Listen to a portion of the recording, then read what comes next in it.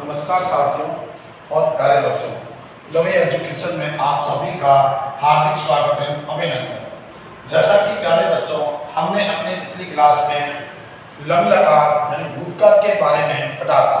आज हम नृत्य लकार को लेकर आए हैं। आज की क्लास को शुरू करते हैं। तो नृत्य लकार का शाब्दिक अर्थ होता है भविष्य काल।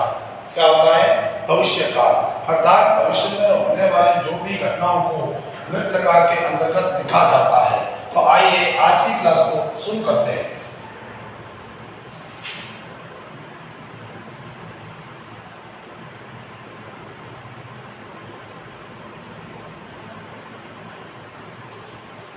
नृत्य लकार का सामान्य अर्थ होता है भविष्य काल तथा वाक्य के अंत में पहचान कैसे करोगे? वाक्य के अंत में गा, गी और गे, गा, गी, गे के होने पर वह वाक्य नृत्य लकार यानी भविष्य काल का होता है। ध्यान नहीं रखना, वाक्य के अंत में गा, गी, गे होने पर वाक्य नृत्य लकार का होता है। ध्यान नहीं रखना, कोई भी अगर सेंटेंस दिया हुआ है उस सेंटेंस में वाक्य के अंत में गा, गी और गे होने पर वाक्य नृत्य लकार यानी भविष्य काल का होगा। तो यहाँ पर देखिए, सबसे पहले हुई लिखेंगे पुरुषः, प्रथम पुरुषः,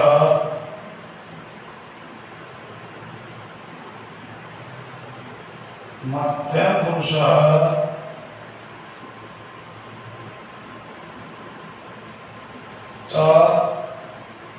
उत्तम पुरुषः।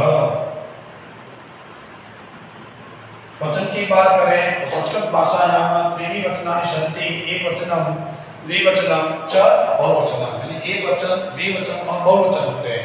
यहाँ लिखेंगे एकवचनम, द्विवचनम और बहुवचनम।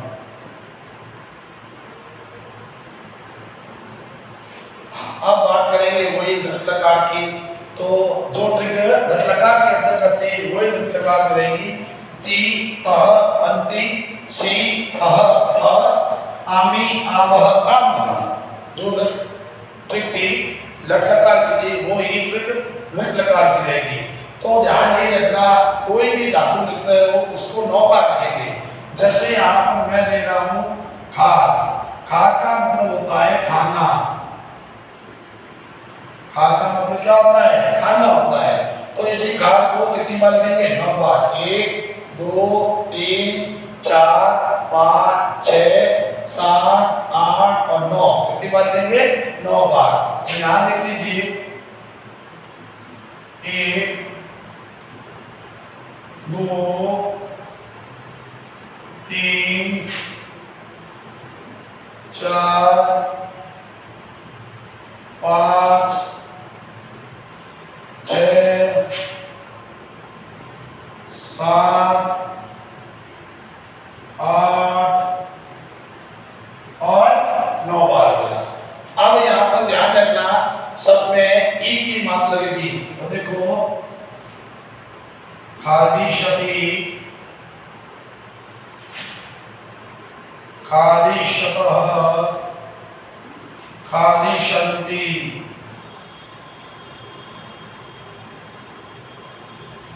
खादिशसि, खादिशतः,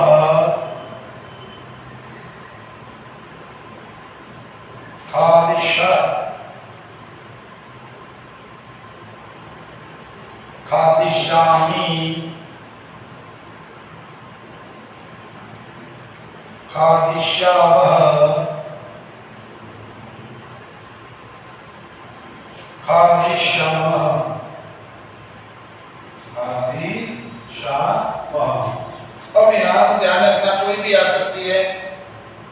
पढ़े लिखे हंसे वदे खन्ने मुंचे गरजे नृत्य, ठीक है ना, सारी की सारी जो है इस हाथ के कोने की चलेगी। लेकिन कुछ धातुएं ऐसी हैं जो लृट लकार में अलग होती है, बाकी चारों लकार जो होते हैं उसमें समान चलती हैं।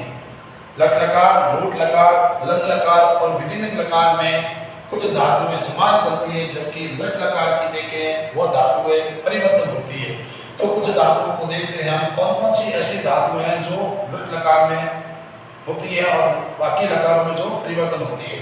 तो सबसे पहले देख लीजिए यहाँ पर मैंने कहा गम। गम का अर्थ होता है जानना। क्या होता है? जानना।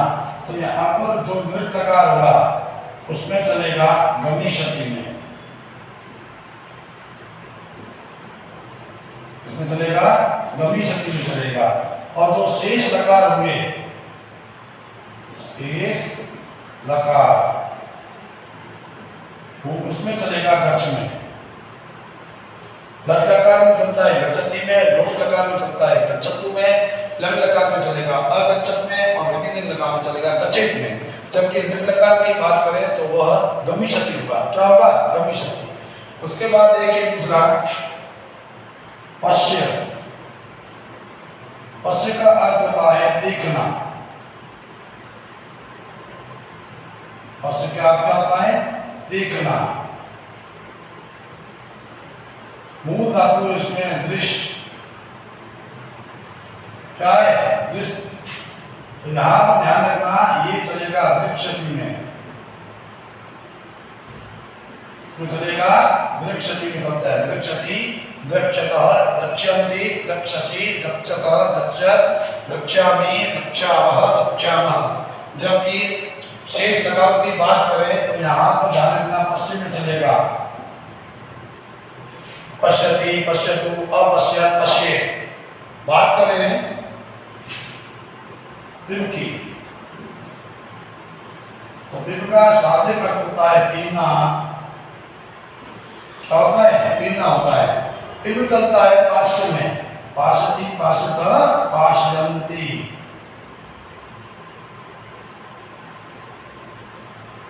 फिर अब यही चलेगा, बाकी वही रहेगा कीतः, अंति, शीतः, आमे, आव, अम। बाकी सब प्रतिशत रहेगी।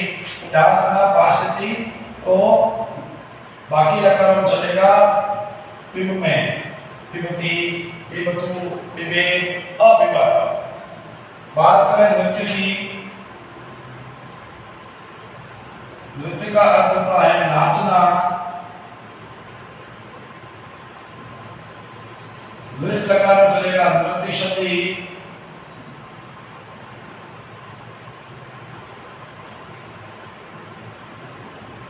और बाकी लकार में चलेगा नृत्य में, नृत्यति, नृत्यतु, अनृत्य, नृत्य।